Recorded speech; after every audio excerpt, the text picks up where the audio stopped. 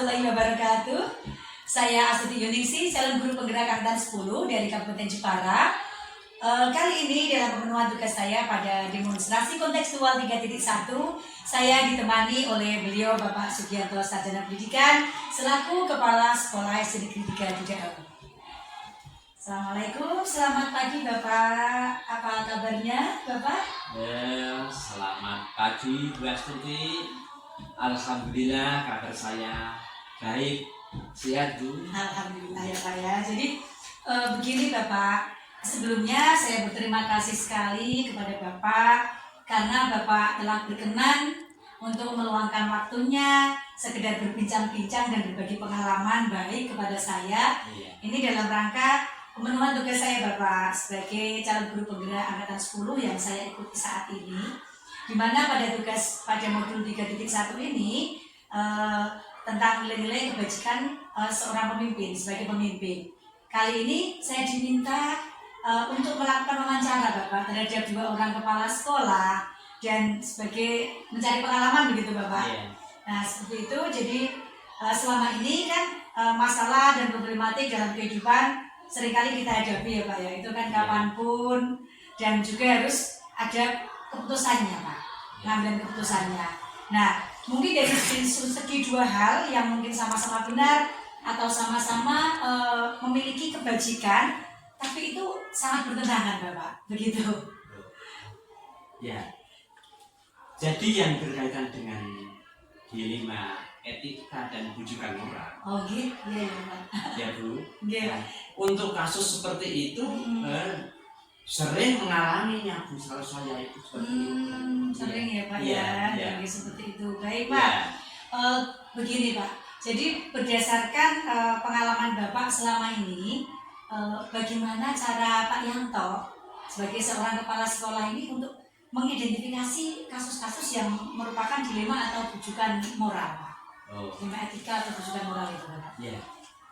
Sebenarnya cara mengidentifikasinya itu mudah Bu. Suatu kasus dikatakan dilema etika ketika di dalamnya itu terdapat 2 hal yang sama-sama benar. Artinya seperti itu.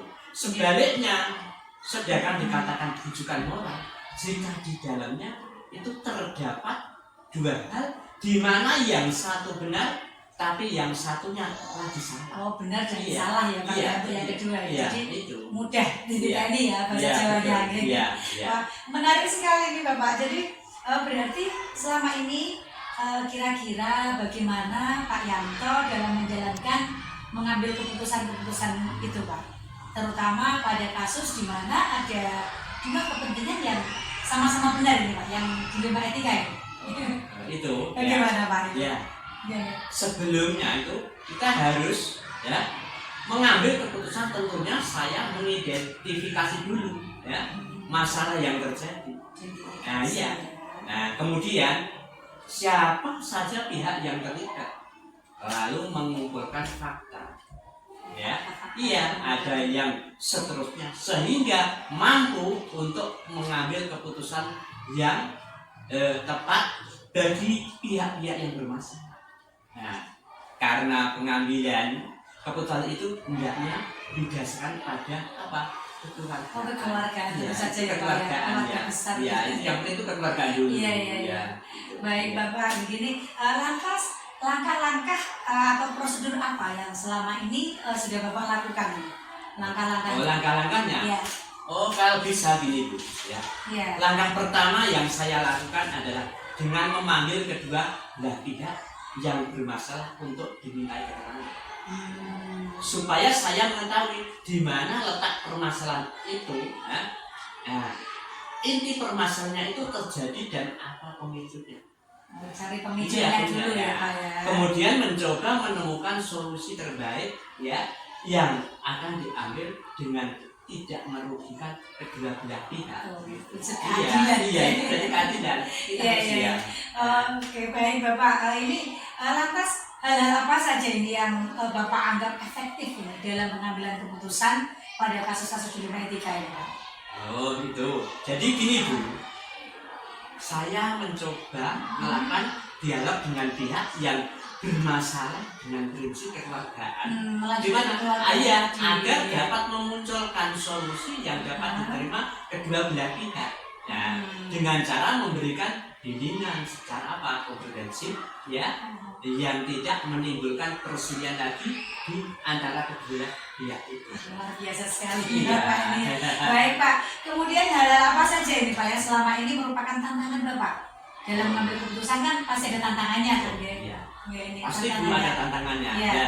Jadi selama saya menjadi kepala sekolah, ya, tantangan yang saya hadapi dalam pengambilan keputusan, ya, adalah bagaimana cara mencari solusi yang terbaik bagi semua pihak dengan resiko seminimal mungkin, ya. Tentu saja hal itu membutuhkan dukungan yang positif Iya. dari semua warga sekolah, ya. Jadi semua warga sekolah kita terlibat.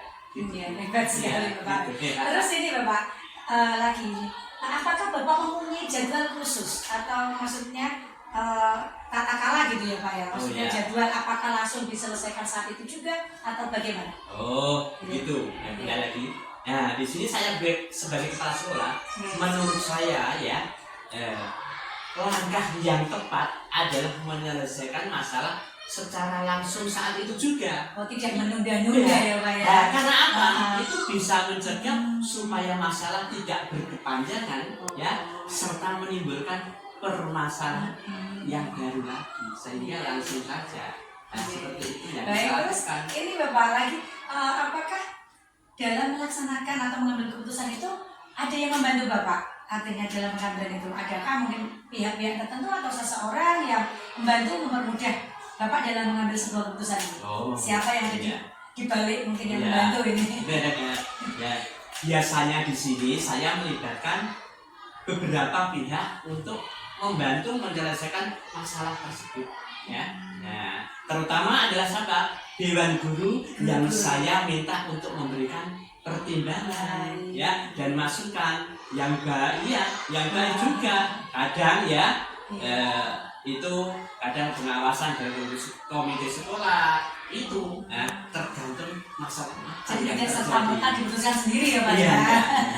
Baik, jadi semua hal yang telah Bapak lakukan tadi, Bapak sampaikan tadi, adakah pelajaran yang dapat dipetik Bapak dari pengalaman yang jenengan lakukan ini dalam mengambil keputusan dilema etika ini?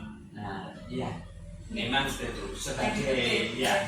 Sebagai seorang pemimpin di sekolah, ya, dalam setiap mengambil keputusan apapun harus berdasarkan kesepakatan bersama. Ya, iya. Yang dihasilkan dari mana? Dari musyawarah mufakat, serta membiasakan diri untuk bertanggung jawab atas setiap keputusan yang telah ditentukan. Ya, selain itu, komunikasi yang baik dari setiap elemen yang ada di sekolah juga sangat menentukan cepat Gitu ya. lambatnya dalam penanganan kasus-kasus Oh, iya, seperti iya. itu. Banyak sekali kasus-kasus yang perlu ditangani. Baik Bapak, ini sekali lagi saya ucapkan terima kasih kepada Bapak yang telah meluangkan waktunya.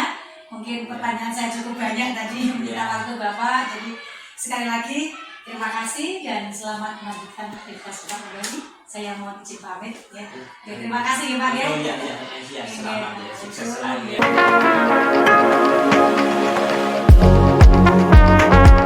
Assalamualaikum warahmatullahi wabarakatuh. Waalaikumsalam. Ya, selamat pagi dan salam sejahtera bagi kita semua. Perkenalkanlah saya Astuti Yuningsi, calon guru penggerak angkatan 10 dari SD Negeri 3 Dudawu, Kecamatan Kembangan, Kabupaten Jepara. Kali ini pada modul 3.1 saya ditemani oleh beliau Bapak Nur Sofi'i, Sarjana Pendidikan selaku Kepala Sekolah SD Negeri 3 Dudawu. Selamat pagi Bapak. Assalamualaikum. Pagi, Bu Gimana Siti. kabarnya Bapak? Sehat, alhamdulillah. Oke, alhamdulillah nih Pak. Sekeluarga sehat semua ya Bapak ya. Alhamdulillah. Iya Pak, ini kebetulan saya ada tugas untuk wawancara beberapa kepala sekolah dari tugas saya pada modul 3.1 tentang praktek pengambilan sebuah keputusan. Bolehkah saya mengajukan beberapa pertanyaan ini kepada panjenengan Pak? Ya. terima kasih Bu Astuti sudah memilih saya untuk dijadikan sebagai pendamping Ya. terkait dengan modul yang jenengan saat ini kerjakan. Ya, Saya tetap akan berusaha untuk menjawab pertanyaan-pertanyaan yang Ya, sebelumnya terima kasih banyak ya Pak ya. Jadi gini Pak, selama Pak Nur ini menjadi seorang kepala sekolah, adakah suatu masalah yang Bapak hadapi selaku pemimpin, di mana masalah ini menimbulkan sebuah dilema dalam penyelesaiannya? Jika ada ini, mohon berkenan untuk Bapak menceritakan kepada saya, kemudian bagaimana penyelesaian masalahnya. nah kebetulan Bu Astuti. Ya. Kalau masalah dilematik gitu ya, Dilematik. ternyata memang baru saja saya alami. Iya Pak. Karena apa? Saya menjadi kepala sekolah sini kan baru. Baru. Kemudian ternyata guru kelasnya itu kurang satu. Oh iya. Dan kemarin itu tanpa kami memberitahukan, Ya. itu sudah ada pelamar 2 orang. Oh, jadi laris ya Pak, mulai banyak didengar orang. Ya, jadi tidak tahu karena sekarang itu guru adalah favorit. Ya lantas dari dilema itu keputusan apa yang Bapak ambil? Dalam mengambil keputusan Iya, saya. yang Bapak ambil apa jadinya itu? Jadi kan tadi ada 2 pelamar. Iya. Ada 2 pelamar dan ini sama-sama baik. Ya. Artinya mereka tidak pernah melanggar aturan yang ada, undang-undang dan segala macam. Kemudian kompetensinya juga ditunjukkan dari IPK mereka ya, 3 semua. Oh, luar biasa itu. Tetapi karena saya sebagai kepala sekolah itu meskipun saya punya hak prerogatif dan untuk memutuskannya, tetapi pada saat proses pengambilan keputusan saya harus memilih salah satu dan caranya saya berembuk dulu.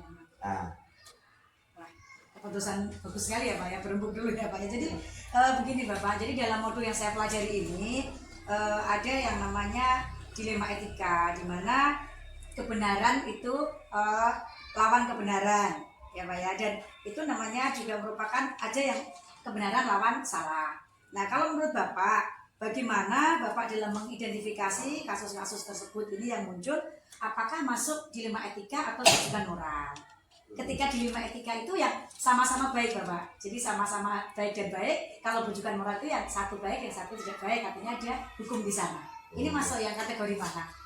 Kalau yang kasus penentuan pengambilan keputusan yang terkait dengan guru yang akan ikut wiaka di sini, itu adalah karena dua-duanya baik. Tadi saya mengatakan bahwa dua-duanya baik, kemudian IPK-nya juga baik, ini berarti termasuk dilema. Oh iya, dilema etika. Oke Bapak.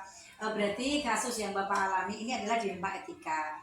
Lalu bagaimana ini Bapak? Selanjutnya Bapak dalam memutuskan benar salah ini, apakah dalam melawan hukum di sana? Tidak ada ya Pak ya. Baik. Dalam menjalankan keputusan itu Bapak, terutama yang mengandung kasus dilema etika ini Pak, benar dan sama-sama benar kan harus mengandung nilai kebajikan. Nah, langkah-langkah apa yang kira-kira strategi yang Bapak lakukan ini untuk menyelesaikan dilema etika? Gini Bu, saya punya prinsip sebagai kepala sekolah, sebagai pemimpin. Saya punya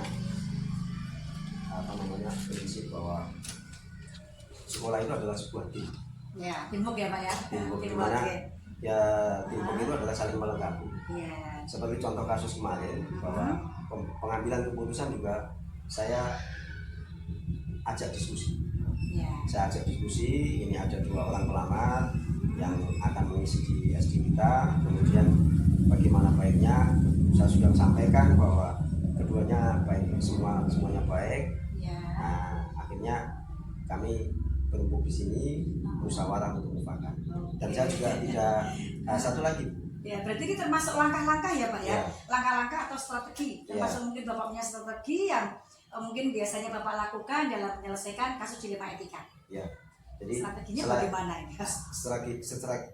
Strateginya ini saya tidak bekerja sendiri. Bahwa, gitu ya Pak ya. Iya, karena saya sadar bahwa tidak akan ada sebuah keberhasilan tanpa dukungan orang lain. Betul. Pertama, termasuk juga dukungan dari komite. Ya. Baik Pak, kemudian ini Bapak Mungkin ada hal-hal yang Pak Nur itu anggap efektif dalam pengambilan kasus-kasus pada dilema etika, kasus-kasus yang seperti itu Pak. Hal-hal yang menurut Pak Nur anggap yang paling efektif, istilahnya jurus jitunya gitu Pak. Selama ini Bu, Nanti kuncinya dalam apa Pak? Mungkin komunikasi begitu ya Pak?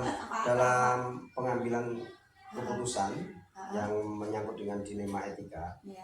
Ini karena ini juga melibatkan perasaan Pasti perasaan banyak. seseorang, Ya. maka dan ini juga pengambilan keputusan itu ada hubungannya dengan konsekuensi. Ya. Maka apapun itu yang saya putuskan adalah saya harus berkomunikasi dengan yang lain atau bermusyawarah. Ya, berarti pada intinya adalah sebuah komunikasi ya Pak ya. Baik. Super sekali nih Pak Nur jawabannya.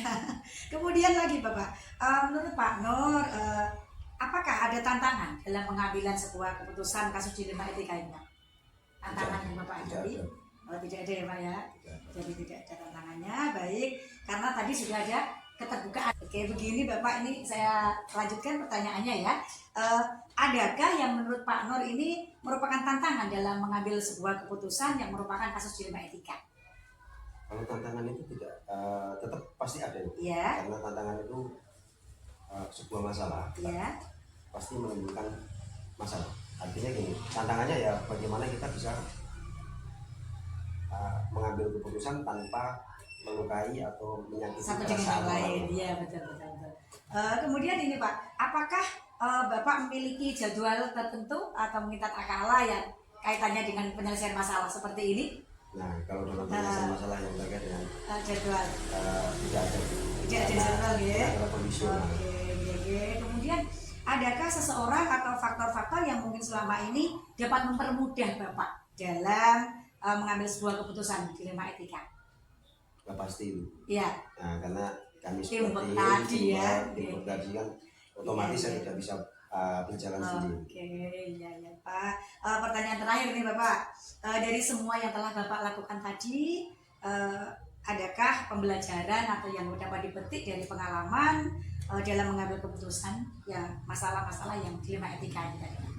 Ya, Petik dari semuanya. dari dilema etika ini adalah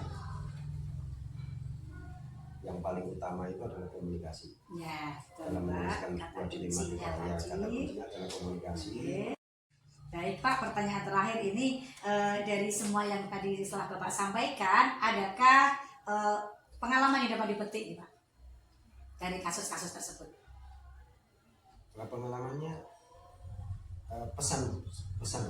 Ya, Pesan. pengalaman yang Bapak rasakan tadi. Berarti apa tadi, keterbukaan atau mungkin? Ya tadi bahwa saya mengatakan bahwa dalam sebuah teamwork itu tidak harus tidak ada saling berprasangka. Oh, gitu. Karena kalau itu tidak akan terjadi Betul, kalau kita ada satu dengan yang lain ya keterbukaan. Pak. Ya. Oke, terima kasih Pak Nur telah meluangkan waktunya untuk saya sebagai narasumber wawancara pada hari ini. Sama-sama. Terima kasih, selamat melanjutkan aktivitas kembali Pak Nur. Sama-sama. Ya, terima kasih. Assalamualaikum. Waalaikumsalam.